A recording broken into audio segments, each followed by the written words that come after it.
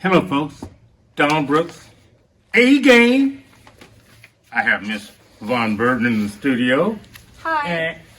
And I'm glad she said hi. Feel free to interject any thoughts you wish to interject on this subject.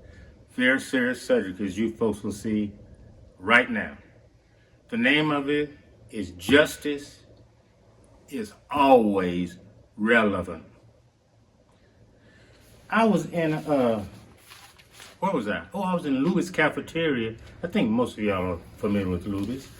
Not one of the places I go that often, but every once in a while I go to Luby's. Get a balanced meal, if you will. So in the next aisle from me, on the next table was this gentleman. And you know, at Luby's they have they have TVs where you can look at TVs and everything. And Colin Kaepernick came on the screen. And I don't understand what they were saying, but it seemed like because they have the sound turned down, but it looks like they were honoring him or he was at some kind of banquet or something. And this gentleman said to me, he's not even relevant anymore. And that kind of stopped me. I paused and thought. I went home and I thought about it all night long. And I'm saying that's a shame that people think that he's not relevant because what he stood for is still a problem today. He didn't kneel for the national anthem, and it was in protest to police brutality, which brings us to the subject of this program. These people, Ms. Von Burden, do you recognize them? I do. I recognize most of them. I will say I didn't recognize this gentleman, and I didn't recognize this gentleman, but I recognize all the rest of them. What they have in common, outside of this last gentleman, they were all killed by the police. And when to say they were killed is giving them too much credit. They were murdered by the police. Oh yeah, the police got off with it, but they were still murdered. This gentleman was murdered by two white supremacists. And the police did nothing, made no arrest for over a month. Their lives were very relevant. And they're gone. And they all bother me, but the one that really tugs at my heartstrings is this young man. Can never get his face out of my mind.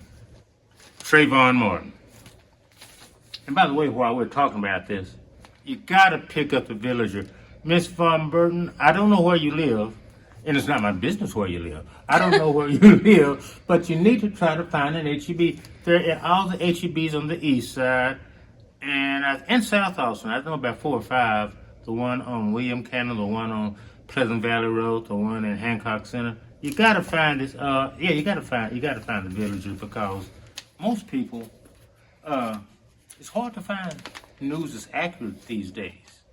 I'm sure it's also online. It has a You think so? It has a website at the top. Oh, okay.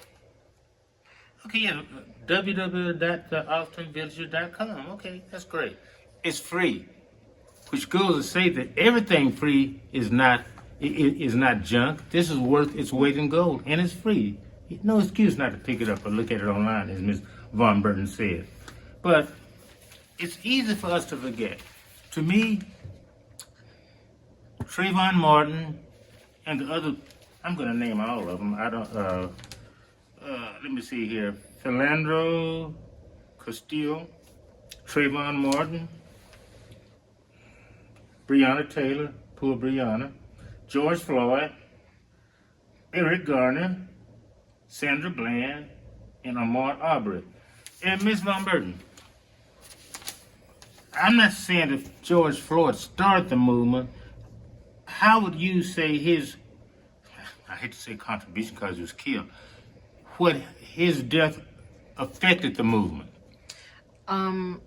When George Floyd died, it was very public. It was caught on camera, like most of these people. I would say it like reignited the Black Lives Matter movement. The Black Lives Matter movement was already going strong, especially after the death of Trayvon Martin, but George Floyd's public, death was something that made black people feel like enough is enough. Yeah, that's a good way to say it. Enough is enough. You know what, Miss Von Burton? I'm going to go before your time, but that's not ancient history. You probably don't remember Rodney King. Of course I do. Well, I don't know. You're young, okay? You're young, all right? How young people get on my nerves. There's nothing wrong with being young if you're young. We're all young one time. I don't think I was ever young. But anyway, now, let's get back on the subject. Rodney King was not killed by the policeman. He was beaten within an inch of his life. And the way I relate that George Floyd to Rodney King, the nation saw both of them.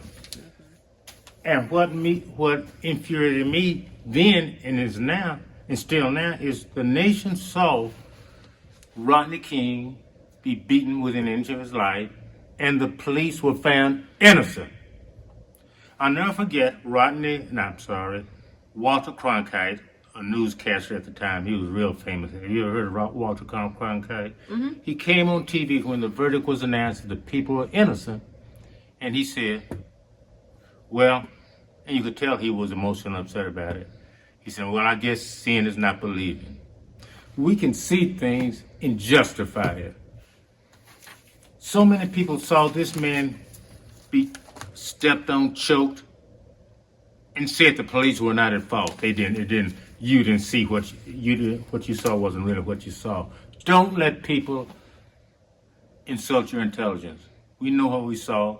We know what's going on. Yeah, Mr. Kaepernick will be relevant as long as justice is relevant.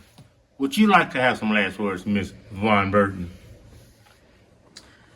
Power to the people.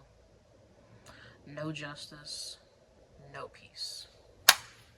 See y'all next time.